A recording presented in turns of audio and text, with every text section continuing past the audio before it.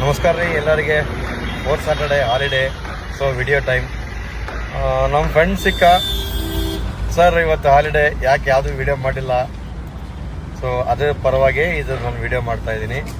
And ಇವತ್ತು office ಹೋಗಿದ್ದೆ, ಮಧ್ಯಾಹ್ನವರೆಗೂ ಕೆಲಸ ಇತ್ತು. ಕೆಲಸ ಮುಗಿಸ್ಕೊಂಡ್ಮೇಲೆ ನಮ್ಮ ಫ್ರೆಂಡ್ ಹೇಳ್ದ ಊಟಕ್ಕೆ ಹೋಗೋದು ನಡೀರಿ ಅಂತಂದು. ಆಲ್ಮೋಸ್ಟ್ 3:30-4 ಆಗಿತ್ತು.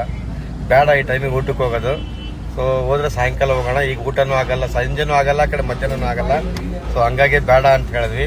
ಅದಕ್ಕೋಸ್ಕರ ಕೆಫೆಗೆ ಬಂದೆ ನಾನು, ಕೆಫೆ ಸೆಂಟ್ರ್ ನೋಡಿದೆ, ಸ್ವಲ್ಪ ಪರವಾಗಿಲ್ಲ, ಚೆನ್ನಾಗೈತೆ, ಸೂಪರ್ ಆಗೈತಿ. ಬಂದೀನಿ. ಸೊ ಸಪ್ರೇಟ್ ಕ್ಯಾಬಿನ್ ಅದಾವ್ರಿ ಇಲ್ಲಿ ಕೂಡಕ, ಪ್ರೈವೇಸಿ ಮೇಂಟೈನ್ ಮಾಡ್ರಿ, ಯಾರಾದ್ರು ಬರ್ಬೋದು ಅಥವಾ ಕೂಡ್ಬೋದು ಆರಾಮಾಗಿ. ನಿಮಗೇನು ಬೇಕೋ ಅದನ್ನ ತಿನ್ಬೋದು.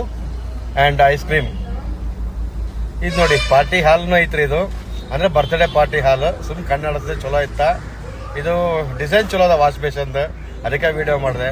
ಸೊ ನಾನು ಬಂದೆ, ಆಮೇಲೆ ಮೆನು ಕಾರ್ಡ್ ನೋಡ್ಕೊಂಡೆ. ಅಷ್ಟೊತ್ತಿ ನಮ್ಮ ಧರ್ಮಪತ್ನಿ ಅವರು ಆಲ್ರೆಡಿ ಒಂದು ವೆಜಿಟೇಬಲ್ ಪಫ್ ತಿಂದಿದ್ರೆ, ಅದಕ್ಕೆ ಸ್ಯಾಂಡ್ವಿಚ್ ಸೆಲೆಕ್ಟ್ ಮಾಡ್ಕೊಂಡೆ ನಾನು.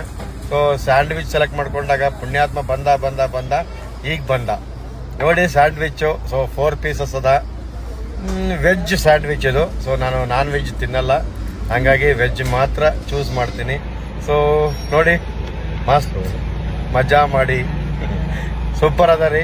ಟೇಸ್ಟ್ ಮಾಡ್ತೀನಿ, ಮಾಡೋಕ್ಕೂ ಮುಂಚೆ ಹೇಳತ್ತೀನಿ ನಿಮ್ಗೆ.